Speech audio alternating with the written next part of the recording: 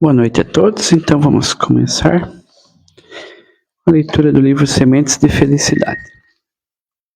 Lição 90.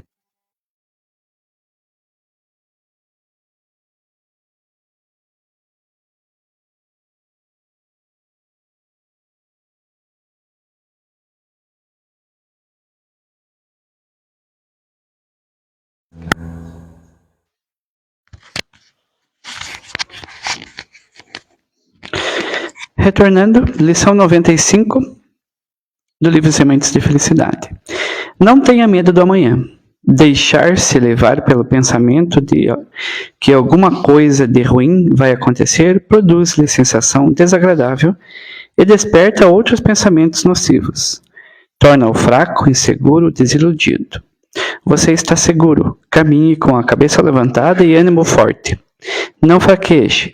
A presença de Deus em você garante a continuidade de sua segurança. Sabendo que amanhã está garantido, você dorme tranquilo e acorda em paz. Assim, peço a todos para fazermos nossa oração inicial, rogando a Pleiade de luz que possa nos iluminar, possa estar conosco, possa estar iluminando também nosso palestrante da noite. E agradecemos por esse momento de estarmos aqui, reunidos em Teu nome, para então termos mais uma noite de palestra nessa casa espírita. Agradecemos pela semana que tivemos, pelas bênçãos recebidas e por estarmos aqui novamente. Assim rogamos que além de nós que estamos aqui presentes, também todos aqueles que estão nos assistindo pelo Face, também possam sentir sua luz, sua paz, bem como todos que estão em hospitais, em asilos, em presídios, que todos possam receber também a Tua luz e a Tua paz, Senhor. Assim nós agradecemos por estarmos aqui e que possamos colocar um pouquinho, cada dia, em prática, tudo aquilo que iremos aqui aprender. Muito obrigado pela oportunidade, que assim seja.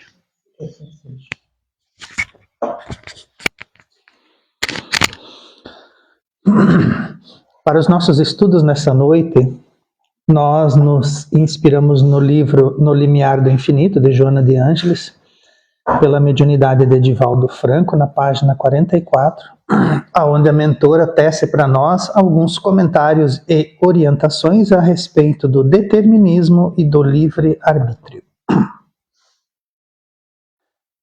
Todos nós, espíritos encarnados, possuímos, como auxiliar do livre-arbítrio, o discernimento, a razão, a tendência ao bem, a atração irresistível da felicidade.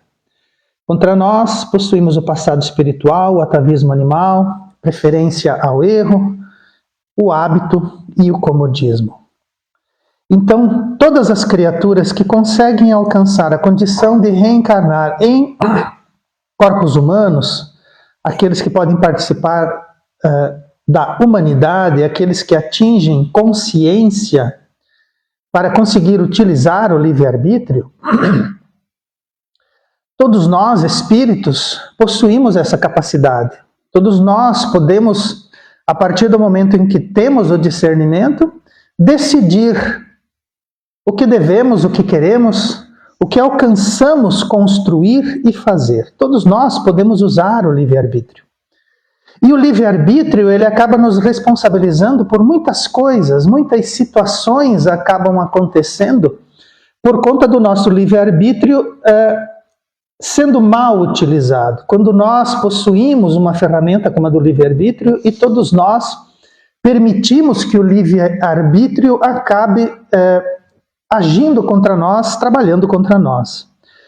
Somente o livre-arbítrio não consegue, não compete alcançar esses estágios mais evolutivos. Nós precisamos de outras ferramentas. O discernimento, a razão nos auxiliam.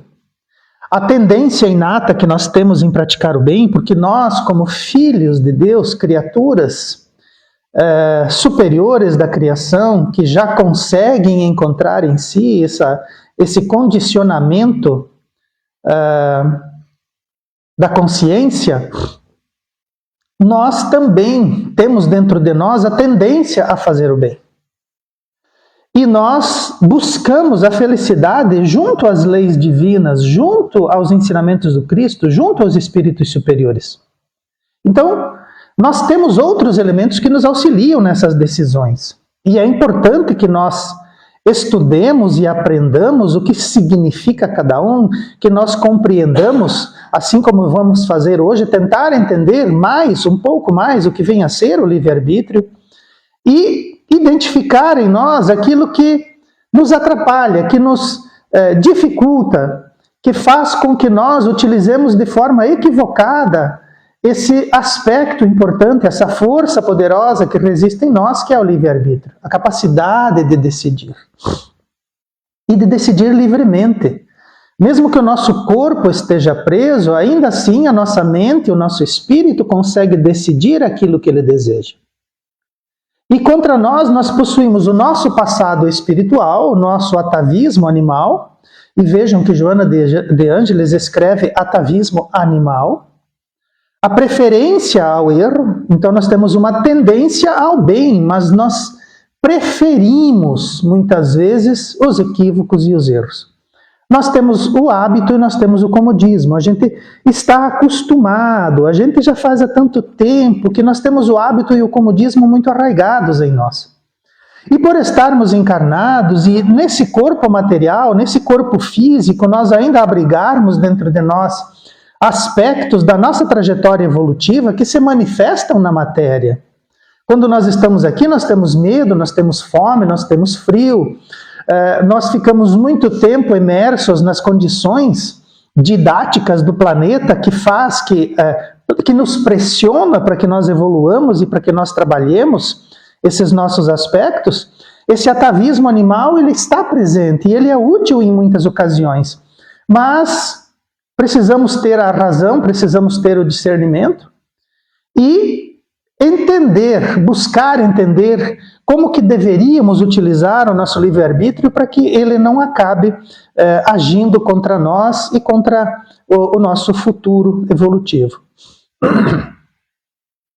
As sábias leis, a fim de que não nos demoremos demasiadamente no erro, determinam um tempo para que despertemos. E uma vez que se cumpre esse prazo, determina que diversas experiências dolorosas nos sirvam como técnicas de avaliação para nos estimular. Então nós temos o livre-arbítrio, nós podemos escolher errado. Nós ainda estamos testando, nós ainda estamos iniciantes nesse processo, ainda no uso dessa ferramenta, então é permitido que nós, ao utilizar o nosso livre-arbítrio e desenvolvendo as nossas outras aptidões, é permitido que nós, às vezes, erremos. Mas o que não é permitido é que nós nos demoremos, que nós entremos no aspecto do erro, do equívoco, e nos afastemos daquilo que realmente é a nossa trajetória em evolução, em discernimento, em lapidação do nosso espírito, e nos demoremos nessas faixas do erro. Então é permitido que erremos, mas que nós não fiquemos ali durante muito tempo. Quando isso acontece, os mentores espirituais, eles permitem que nós comecemos a sentir os efeitos das nossas escolhas equivocadas. Então é permitido que nós experimentemos, é permitido que nós nos desenvolvamos, mas não é permitido que nós nos demoremos ali. E quando isso acontece, nós começamos a sentir o que a nossa escolha, o que a nossa preferência, o que esse erro provoca se nós nos demorarmos muito naquela situação. Então, as experiências dolorosas, elas servem como corretores do curso. A dor corrige os cursos rapidamente. E não há como a gente vencer uma dor. Não existe maneira de nós travarmos uma batalha com a dor e vencermos essa batalha. A dor sempre vai nos dobrar. Porque ela está dizendo para nós que chegou o tempo da mudança. Não há como ficar ali, não há como permanecer naquela condição por mais tempo. Quanto mais a dor se avoluma, mais nós estamos entrando nos caminhos que devemos abandonar. A dor, ela vem como um estimulante. A dor, ela vem para que nós não façamos o processo de retroagir ou de continuar desviando. Quando nós sentimos dores, sejam físicas, sejam morais, sejam espirituais, precisamos rapidamente verificar o que está em desacordo com as leis divinas. O que está em desacordo com aquilo que nós temos de mais sagrado e sublime dentro de nós, como criaturas, como filhos de Deus. E a dor, quando ela nos alcança, ela é uma técnica de avaliação. Nós precisamos parar e precisamos nos estimular através da dor a fazer um caminho de regresso, a fazer uma mudança de paradigma. Então, é permitido que nós experimentemos e utilizemos o nosso livre-arbítrio, mas não é permitido que nós nos demoremos no erro. E quando isso vem, precisamos avaliar e utilizar a própria dor como estímulo para a nossa mudança. Nenhum espírito consegue marginalizar-se por muito tempo, entregando-se a si mesmo. E quando sua opção infeliz o embrutece e vilaniza, é alcançado pelo impositivo do progresso e pelos mecanismos santificantes das provas e expiações, redescobrindo as aptidões que estão guardadas, que são inatas. Então nós não conseguimos marginalizar-nos e nem ficar muito tempo entregue a nós mesmos. O que é entregue a nós mesmos? Existem leis universais que nos conduzem, que nos protegem, que nos orientam. Existem mentores, existem amigos espirituais que desejam que nós caminhemos na trajetória correta. Quando nós nos entregamos a nós mesmos, significa que nós estamos experimentando, estamos utilizando o livre-arbítrio, mas nesse processo estamos nos afastando daquilo que é o caminho, daquilo que é o nosso processo evolutivo. Estamos entregues a nós mesmos. E precisamos voltar. Porque qual é o pai que pega uma criança de 5 anos e deixa ela no mundo, larga ela no mundo, permite que ela faça, que ela determine, que ela aconteça por si mesmo? Assim somos nós. Se nós não fazemos isso com uma criança pequena no mundo de hoje, se nós temos consciência que uma criança pequena não pode fazer qualquer coisa a qualquer momento e permanecer lá durante muito tempo, o plano espiritual pensa e age conosco da mesma forma. Então nós não conseguimos nos marginalizar, nós vamos sendo corrigidos, porque lembra lá no comecinho, tendência ao bem? E quando nós não nos entregamos ao bem, quando nós não nos entregamos às coisas boas, quando nós não nos entregamos à caridade, nós vamos sentindo dentro de nós a falta disso. Não conseguimos identificar que é a falta do bem, mas nós chegamos em pontos de incongruência, nós chegamos a locais dentro de nós que permanecem vazios. E nós precisamos voltar, nós precisamos nos reorientar, nós precisamos nos dulcificar. Porque o Mestre Jesus diz assim: aceita o meu jugo que ele é leve, venha até mim. Quando o Mestre Jesus diz isso, ele está dizendo assim: seja dócil, seja educado, deixe-se conduzir pelo bem, não pela dor. É isso que ele quer significar para nós. Então nós não há como nós nos marginalizarmos por muito tempo e ficarmos entregues a nós mesmos. E quando a dor nos alcança, quando o impositivo das correções nos alcançam, precisamos fazer essa correção, sermos dóceis, permitir que sejamos conduzidos. Abandonar aquilo que nós temos como regra íntima dentro de nós e fazer novas escolhas, buscando, redescobrindo dentro de nós essas aptidões de espíritos em processo evolutivo, de filhos de Deus, que possuem aptidões inatas, basta que nós as usemos e as identifiquemos. Redescobre, então, o espírito, o prazer e a paz que o bem proporciona. Prazer e paz que o bem. Então, se a gente não tem ainda aquele prazer, se a gente não tem ainda aquela paz, é porque nós não estamos no bem.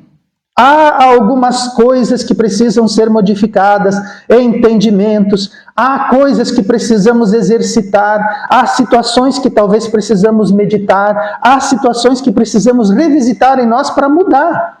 Porque tem coisa que a gente estabelece e acha que está muito bem, e não está. Precisamos melhorar aquilo, precisamos incorporar aquilo, ampliar o entendimento, precisamos sementar aquele campo novamente com boas sementes. Então, prazer e paz é o bem que proporciona. E do qual nós, ou as entidades, se divorciaram. O espírito redescobre uma paz e um bem e um prazer, do qual ele se divorciara. Então, quando nós nos conduzimos bem, quando nós aceitamos essas orientações, quando nós permitimos nos sermos conduzidos pelo amor, nós não nos divorciamos daquilo que são as leis, as determinações e os caminhos divinos. E quando nós descobrimos que pode ser assim, nós desejamos essas emoções. Quem não quer caminhar em paz? Quem não quer ter o prazer de estar se direcionando corretamente? Quem não quer ser conduzido pelo bem? Quem não quer estar à luz do bem? São emoções que nós podemos recuperar. Emoções para mais brevemente se recuperar, rogando ao alto as provações. Olha só a trajetória do Espírito. Ó. Ele pede, ele chama o alto e pede as provações que passará a vivenciar para mais se agigantar. Então o Espírito nesse processo, ele descobre que ele esteve afastado do bem. Ele descobre que afastado do bem, ele não vai encontrar prazer e nem paz. Ele se divorciou dessas emoções. E quando ele descobre que ele pode fazer esse caminho de volta, que ele pode caminhar novamente, mesmo que essa trajetória de retorno seja difícil, ele pede para passar por isso. Porque fazendo isso, ele se aproxima daquilo que é o seu ideal e ele se agiganta. Ele entende o processo e ele se coloca como agente desse processo e se sente fortificado e agigantado para esse tentame. O espírito se descobre então portador de aptidões que jazem dormentes, ou amolecidas, ou amolentadas, ganhando redenção e lecionando coragem aos que identificam enfraquecidos na luta e não na lua, reabilitando os que caíram no esforço, consciente que agora descobrir, eu acho que nós já descobrimos. O que nós precisamos é termos consciência e aceitar. Será que nós já, na condição que nos encontramos hoje, já estamos no ápice das coisas, de tudo? Ou será que ainda existem coisas que podemos realmente nos agigantarmos? Será que não existe nada dentro de nós que está preguiçoso, que está dormente, que está adormecido? E aí, quando nós nos percebemos portadores disso, quando nós compreendemos o livre-arbítrio, quando nós compreendemos as provas e as dores, nós ganhamos redenção, nós ganhamos dentro de nós um amortecimento das dificuldades. A dor, ela dói, mas ela me impulsiona para onde eu quero. O aguilhão dela não me fere com tanta força. O aguilhão da dificuldade não me sufoca mais, porque eu sei que se eu me movimento, ele pesa menos sobre mim. Eu leciono essa coragem a mim mesmo, e fazendo isso eu consigo lecionar essa coragem àqueles que eu percebo estarem enfraquecidos. Aqueles que caíram no esforço, eu sei como reabilitar. Porque eu, nesse processo, auxiliando o outro, auxilio a mim mesmo. Compreendendo o outro, eu assumo para mim mesmo que eu tenho dificuldades. Auxiliando o outro, eu sou auxiliado pelo alto. E nesse processo, nós, de forma consciente, sabemos que somos ditosos. Nós estamos melhor do que os outros. Os outros sofrem sem o saber. Os outros passam pela dificuldade sem o saber, mas eu sei que aquela dificuldade me promove, me engrandece, desperta em mim aquilo que está dormente e amolentado, me redime e me faz disposto a desempenhar uma coragem e uma luta que às vezes a gente esquece que pode fazer, que pode muito mais, e se acha, às vezes, imerso nas dificuldades, quando na verdade nós somos espíritos inquebrantáveis. Graças a esse esforço que despende em prol de si mesmo e pelo livre arbítrio, que agora compreende como seu auxiliar, eu posso decidir, então eu decido bem. E isso me auxilia. Agora eu entendo que eu sou um espírito imortal e que existem leis que me conduzem. Existe um Cristo que me aguarda. Eu uso então o livre-arbítrio em meu favor, em meu auxílio. Porque depende de mim utilizar o livre-arbítrio dessa forma. Alcançando triunfo nas sucessivas provações, e ganha mérito para tarefas missionárias que o trazem de volta à Terra, o qual abençoa e dignifica. Então nós, nesse processo, nessa nossa trajetória, quando estamos desencarnados, quando vivenciamos a realidade espiritual, descobrimos e temos certezas dessas forças e desses processos porque estamos lá, nós os acompanhamos, nós nos candidatamos a voltar à Terra. Nós sentimos necessidade e vontade de fazê-lo. E os triunfos nas sucessivas provações faz com que a gente tenha méritos. Então a gente não vem mais como aquele que precisa reencarnar numa reencarnação compulsória. Nós voltamos em encarnações programadas, pensadas, estratégicas, de forma missionária com os nossos próximos, não como missionários do grande planeta, das grandes obras, dos grandes países, das grandes populações. Missionários dentro da nossa família.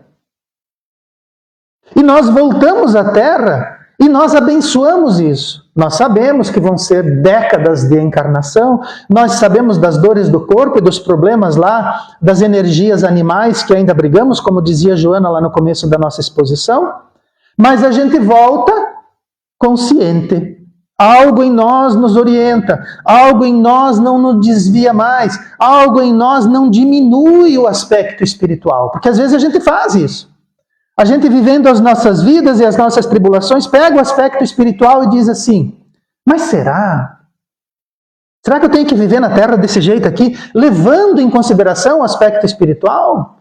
Será que eu tenho que dar tanta bola para o espiritismo, para a espiritualidade, para a reencarnação, para os espíritos? A gente duvida. Mas esse indivíduo que volta abençoando o planeta Terra, dignificando a encarnação que vai vir, trabalhando em prol daqueles que vai vir junto com ele, em qual ele vai compartilhar, e essa missão, esse missionário que vem, ele não se desvia mais. Ele não duvida da realidade, ele não duvida da prova, ele não duvida que ele é espírito, e às vezes ele nem é espírita.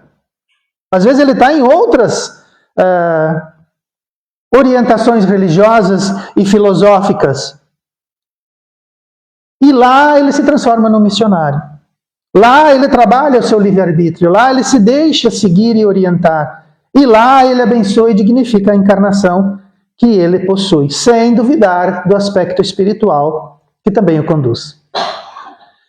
Esses indivíduos nessa condição não se permitem alegrias, enquanto não reconquistam os seres que um dia ofenderam ou afastaram, refazendo e reconstruindo o caminho ao seu lado, oferecendo ventura sobre as dores e alegria sobre as lágrimas. Então, esses indivíduos, eles não vão se permitir relaxar enquanto eles não reconquistarem os seres que um dia ofenderam ou afastaram. E nós vamos encontrá-los vários, nós não fizemos isso só a uma ou duas pessoas. Nós ofendemos e afastamos, às vezes, muitas pessoas. Às vezes nós ofendemos e afastamos um país inteiro, uma nação inteira, um povo inteiro. uma cidade inteira. Às vezes nós chocamos uma sociedade inteira. E nós precisamos reconquistá-los. Nós precisamos reorientá-los. Nós precisamos que em nós eles encontrem luz e orientação segura e caminho seguro. Não mais aquela desventura que nós geramos no passado, incongruentes e obtusos que éramos. E esses indivíduos nessa condição, eles vão reconstruir esses caminhos. Eles vão estar nessas suas reencarnações missionárias, observando a realidade espiritual no dia a dia e nas próprias vidas, e vão servir sim de ventura sobre dores e alegria sobre lágrimas. Quando existirem lágrimas e existirem desventuras e dores, esses indivíduos estarão lá, chamando as sociedades, os indivíduos e as coletividades, para que elas se orientem e se reestabeleçam, porque somente assim eles vão se permitir estarem felizes, estarem contentes. Esses indivíduos reencarnam em sublime anonimato, dotados de valores elevados que mostram mesmo no lado da vida material, em que se movimentam, mas agora salvando as antigas vítimas que seguem ainda intoxicadas pela revolta e o desejo de vingança. Então esses indivíduos, eles não são luzes, eles não são lideranças, às vezes eles são anônimos. Mas os seus valores elevados, mesmo nas lutas diárias, mesmo na dificuldade material, esses indivíduos se mostram, se apresentam como solução e como alternativa do bem. E eles seguem nas suas posturas salvando essas vítimas antigas.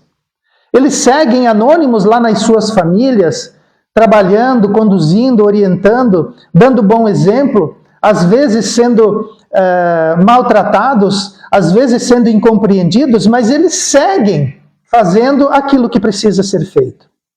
Porque às vezes quando a gente reencarna e a gente precisa resgatar aqueles indivíduos que são pessoas e indivíduos, espíritos caros para nós, nós vamos encontrá-los revoltados, nós vamos encontrá-los desejando vingança, nós vamos encontrá-los, às vezes, mergulhados na vida material e na matéria. Porque dentro desse processo em que nós, muitas vezes, fazemos esses indivíduos errarem seus caminhos e os seus processos, instruí-los para que eles utilizem o seu próprio livre-arbítrio de forma equivocada, esses indivíduos desencarnam e armazenam em si esses desejos de vingança e de revolta. Mas ainda assim, esses indivíduos, no seu anonimato e guardando em si os valores elevados que já possuem, mesmo com esses indivíduos revoltados e vingativos, eles seguem fazendo o seu trabalho. Mesmo sendo combatidos, mesmo sendo atacados, mesmo sendo violentados, eles seguem fazendo o trabalho deles. Eles seguem resgatando esses indivíduos, trabalhando pela sua família, trabalhando pela sua comunidade, trabalhando, construindo o progresso e contribuindo para o progresso, e seguem sem esmorecer e sem se desviar do caminho e das orientações, das leis divinas que devemos seguir. Somente depois de alçar os entes queridos do seu resgate ao planalto da esperança e lhes compensar de seus erros do passado é que se permitem desfrutar da personalidade já lapidada e se sentir enobrecido diante da própria consciência. Então esses indivíduos, eles trabalham, conduzem as suas encarnações e somente no final, quando eles alcançam os seus desideratos, os seus objetivos, é que aí eles se permitem desfrutar. Aí eles se permitem olhar para si mesmos, analisar a própria consciência e junto, utilizando o seu livre-arbítrio, junto com esse potencial todo desenvolvido e lapidado, ele se sente nobre, ele se sente ressarcido. Ele sabe que ele fez, ele sabe que ele alcançou. Ninguém precisa dizer para ele, porque a consciência dele, a nossa consciência, nela está escrito toda a lei de Deus. E a nossa consciência, ela nos absolve. Ninguém vem até nós e nos diz, você conseguiu, agora deu certo, agora no nosso julgamento você está bem. Ninguém julga, porque o Cristo que podia julgar a todos não julgou.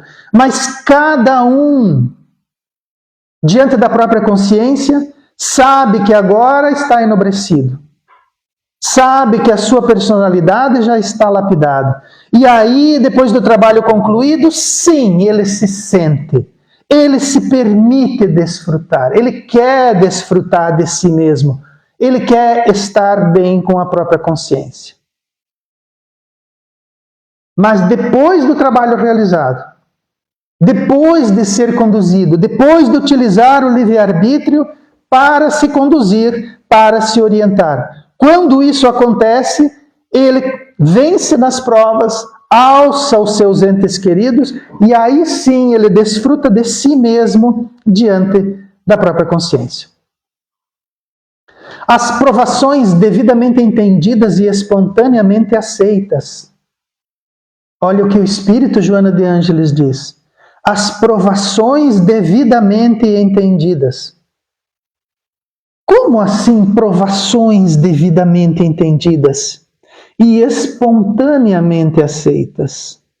Representam as conquistas e a harmonização do indivíduo com a própria consciência e com as divinas leis, bem como a profunda compreensão do processo perfeito da educação com o apoio do livre-arbítrio. Então, as dificuldades, as dores, as provações, quando elas são entendidas, nós entendemos que as dores são para o nosso bem, nós entendemos que as provas e as expiações são para o nosso bem, nós entendemos isso, nós entendemos realmente o que significa isso? E nós, quando estamos diante da dor e das dificuldades, nós aceitamos isso de forma espontânea? Nós fazemos algum esforço para espontaneamente aceitar? Provações devidamente entendidas e espontaneamente aceitas representam conquistas. Então, aquilo do qual a gente foge, do qual a gente se desvia, utilizando o livre-arbítrio. Nós utilizamos o livre-arbítrio para fugir das provações. Nós utilizamos o livre-arbítrio para não entender as provações. Nós utilizamos o livre-arbítrio para não aceitar as provações. Olha como pode. Mas quando nós fazemos o contrário disso, representa uma conquista. E olha só, provação, harmonização.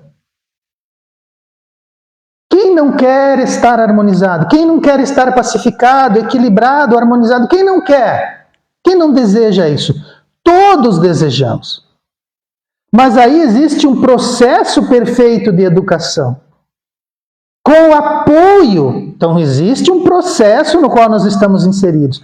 Um processo que nos conduz à harmonização do indivíduo e da própria consciência. Dentro das divinas, existe um processo que nos conduz para isso. E nós utilizamos o livre-arbítrio para fugir, para não aceitar, para manter as nossas posturas e as nossas dificuldades em firmeza de propósito.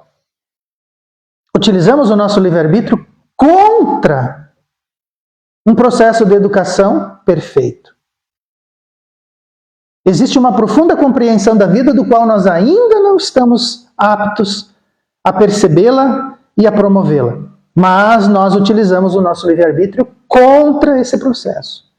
E um espírito da envergadura de Joana de Ângeles diz assim: provações devidamente entendidas e espontaneamente aceitas são a conquista. É a harmonização do indivíduo. É a harmonização do indivíduo com a própria consciência. Nós, muitas vezes, utilizamos o livre-arbítrio contra a nossa consciência. A nossa consciência nos chama e nós pegamos o livre-arbítrio e atacamos ela. Então nós precisamos tombar esse processo. Precisamos utilizar o livre-arbítrio para entender as provações, aceitar de forma espontânea, compreender que existem leis divinas que nos conduzem, existem leis divinas que nos conduzem, que existe um processo perfeito de educação que nos conduz. E precisamos utilizar o nosso livre-arbítrio para harmonizar, para auxiliar e para nos colocar nesse processo, nessa condução, através do Cristo, através do Evangelho, através da doutrina espírita, se ela nos servir para isso, mas para o nosso próprio bem, para a nossa própria harmonização e para a nossa própria consciência. O tempo urge para ser aproveitado. E o tempo não volta nas mesmas circunstâncias, nem com semelhantes requisitos ou iguais condições. Mas o esforço e o interesse em edificar cria os fatores para minimizar consequências e favorecer o que se deve fazer. Então, nós já estivemos em condições mais favoráveis no passado. E nós, muito provavelmente, as perdemos. Hoje nós somos chamados novamente. Hoje nós temos a doutrina espírita e temos a orientação dos bons espíritos para que nós entendamos isso de forma eficaz e eficiente. Nós precisamos aproveitar esse tempo. Ele não vai voltar nas mesmas circunstâncias. E nem em requisitos, nem em condições. Então, hoje, se nós encontramos situações não tão fáceis, não tão simples, é porque no passado elas estiveram e nós já não aproveitamos. Agora, elas podem se deteriorar, elas podem se dificultar, elas podem se complexificar? Podem. E vai ser mais difícil, mas a gente vai dar conta, porque nós precisamos dar conta. O processo educativo, a condução espiritual e as leis divinas não vão falhar nesse processo. Nós é que falhamos. Nós é que fazemos atravessar o nosso carro. Se nós nos esforçarmos, nós vamos criar esses fatores. Nós vamos minimizar essas consequências e nós vamos fazer dar certo. Mas nós precisamos ser elementos ativos. Nós precisamos observar a nossa consciência e utilizar o nosso livre-arbítrio para, muitas vezes, sufocar até a nossa própria personalidade, sufocar muitas vezes até aquilo que é fácil para nós como espíritas fazer. Multiplicando em nós essa capacidade, alcançando essas cumeadas do entendimento e trabalhando muitas vezes contra aquilo que nós temos dentro de nós como algum tipo de valor, mas que pode ser melhorado, que pode ser ampliado, nós podemos sim criar novas condições e minimizar aquilo que dificulta e favorecer aquilo que nos auxilia. Joana de Ângeles faz um apontamento muito interessante a respeito do nosso processo evolutivo e da nossa consciência, e do qual nós extraímos algumas palavras para fazermos essa breve exposição no dia de hoje, mas com certeza existe muito mais, existe algo ainda a ser visto e a ser apreendido. Solicito e espero que todos busquem o livro e o leiam, porque na verdade eu peguei só o terço final da exposição de Joana de Ângeles para conversarmos na noite de hoje. O próprio tema que ela elencou lá tem muito mais dentro do próprio capítulo, mas eu acho que alguns desses apontamentos, de forma mais focal e mais pontual, serve para a gente formar uma base de como muitas vezes nós nos comportamos diante do processo evolutivo, utilizando de forma equivocada o nosso livre-arbítrio. Mas que também nos beneficiamos enormemente e grandemente quando nós utilizamos o livre-arbítrio para aceitar essa condução e esse chamamento da espiritualidade maior para o nosso próprio bem. Elevemos a Deus, nosso Pai, os nossos pensamentos e as nossas orações, busquemos ao Mestre Jesus na sua orientação, na sua sabedoria, no seu Evangelho, aquilo que precisamos colocar para nós mesmos enquanto valores e promessas para o nosso dia a dia. Esperemos da espiritualidade maior a orientação e a ajuda do qual todos nós não podemos prescindir e buscamos dentro de nós os elementos necessários para serem alterados e mudados, utilizando o nosso próprio livre-arbítrio e ouvindo a voz da nossa consciência. Que o Mestre Jesus seja a luz do nosso horizonte e que Ele ilumine os passos que iremos dar. Que assim seja.